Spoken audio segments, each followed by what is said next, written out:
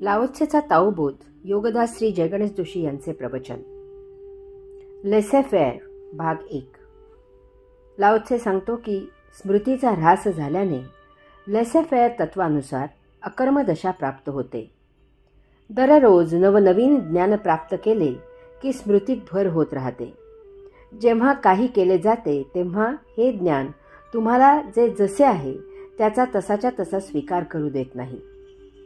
स्मृती बुद्धीला साठवलेल्या ज्ञानाची दखल घ्यायला भाग पाडते. अशा ज्ञानाच्या आठवणीने नवीन वस्तू ज्ञात करून घेतली जाते. त्यामुळे स्वाभाविकच समोरील वस्तू संचित ज्ञानाच्या आधाराने ज्ञात होते. हे व्यवहाराला उपयुक्त असले तरी ते जीवनाला त्रासदायक असते. अशामुळे आपण जीवनाला साक्षी राहू शकत नाही.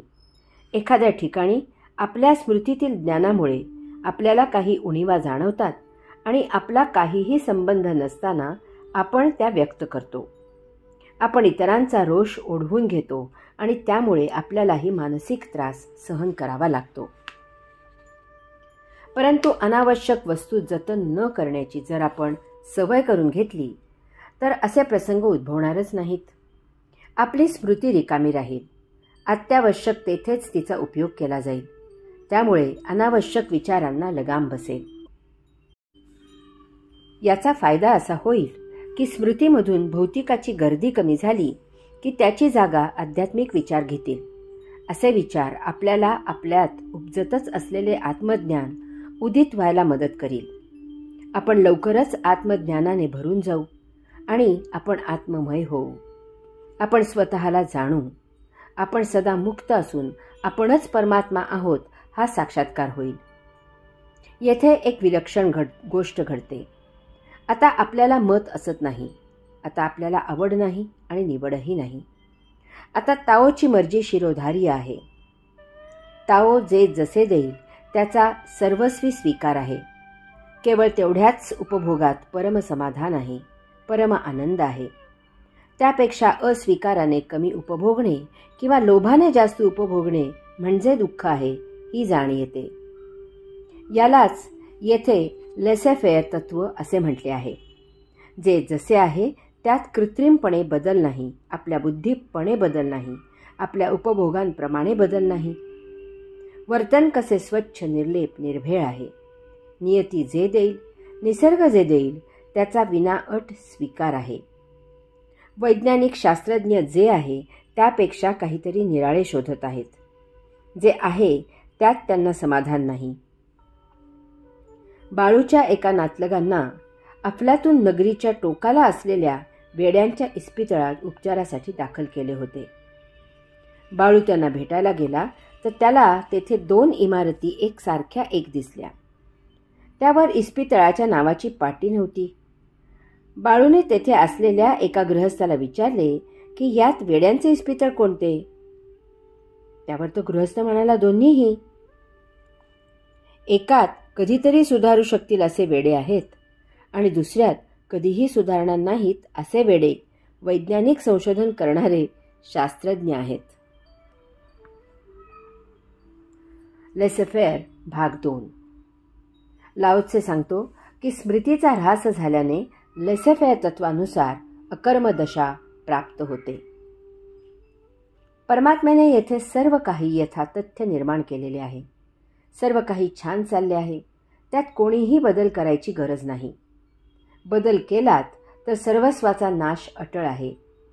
स्वतःच्या तथाकथित भौतिक वैभवासाठी, चैनीसाठी मानव वसुंधरा खणून काढून तिला भिकारी करत आहे. हा द्वैताचा नियम लक्षात घ्यावा. एक दिवस तिच्यातील खनिजे असमतोल होतील आणि ती तिची गती गमावून ती कुठेतरी आदळेल. त्यापेक्षा जे जसे आहे त्याचा त्याच स्थितीत येथेच्छ उपभोग घ्या. तेच देहाला जास्त उपयुक्त आहे.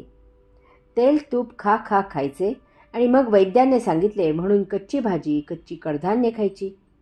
त्यापेक्षा मुळातच वसुंधरा खणून तिच्यातून तेल काढू नका. त्या योगे ती आणि तुम्ही दोघेही निरोगी राहा. बाह्य वस्तुजगत बाह्य देहासाठी आहे. बाह्य वस्तुजगत पृथ्वीच्या बाह्य भागी आहे. तेच सर्वांना पर्याप्त आहे. पृथ्वीच्या बाह्यभागी जे पीक उगवू शकाल तेच देहधर्मासाठी उपयुक्त आहे. पृथ्वीच्या आत डोकावू नका, तिच्या गतीवर परिणाम करू नका, तिला रोगी करू नका. तसेच तिच्या आत जे आहे त्यावर तिचा कस अवलंबून आहे. त्या कसामुळे तिच्यावर धान्य उगवते, तेच तुम्हालाही निरोगी ठेवते. त्यावर समाधानी असा. तेच नैसर्गिक जीवन आहे, तेच नियतीला अपेक्षित असे जीवन आहे. ज्याने अति अद्भुत, विस्मयकारी, मानवाला अशक्य आणि अतर्क्य असलेले विश्व आणि त्यात 84 लक्ष इतकी विविधता असलेले अति गुंतागुंतीचे परंतु अत्यंत सुनियोजित असे देह निर्माण केले आहेत, त्याच्यावर विश्वास ठेवा. त्याच्या व्यवस्थेची मोडतोड जोड करून नसते संशोधन करू नका. तुमची विद्या माणसे जगवण्यासाठी असली तरी द्वैताच्या नियमामुळे त्याच विद्येने माणसे मारलीही जात आहेत. हा ताओचा द्वैताचा नियम तुम्ही बदलू शकत नाही. वैज्ञानिक ज्ञान अध्यात्माच्या दृष्टीने अज्ञान आहे, शून्य किमतीचे आहे, बुद्धियुक्त असूनही अर्धवट आहे. कारण त्याचा उपयोग द्वैताचा नियम झुगारून एकतर्फी केला जातो. वृक्ष तोडता, पशु मारता, पृथ्वी खणता, प्रदूषण करता आणि सजीवाचे जीवन उद्ध्वस्त करता.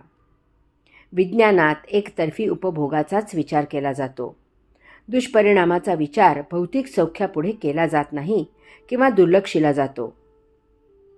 गाडी केव्हा पळवता? जेव्हा त्यामागे अति विषारी धूर सोडला जातो तेव्हा.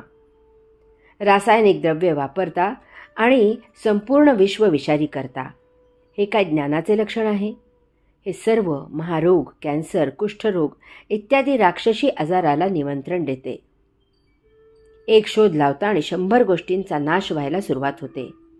त्यापेक्षा जसे आहे तसा त्याचा आस्वाद घ्या. नैसर्गिक जगा, आपोआपच स्थितप्रज्ञ व्हाल. नसत्या खुळचट आधुनिकतेच्या कल्पना सुचणार नाहीत. अकर्मात कर्म कराल. तोच ताओ आहे. हरि ओम.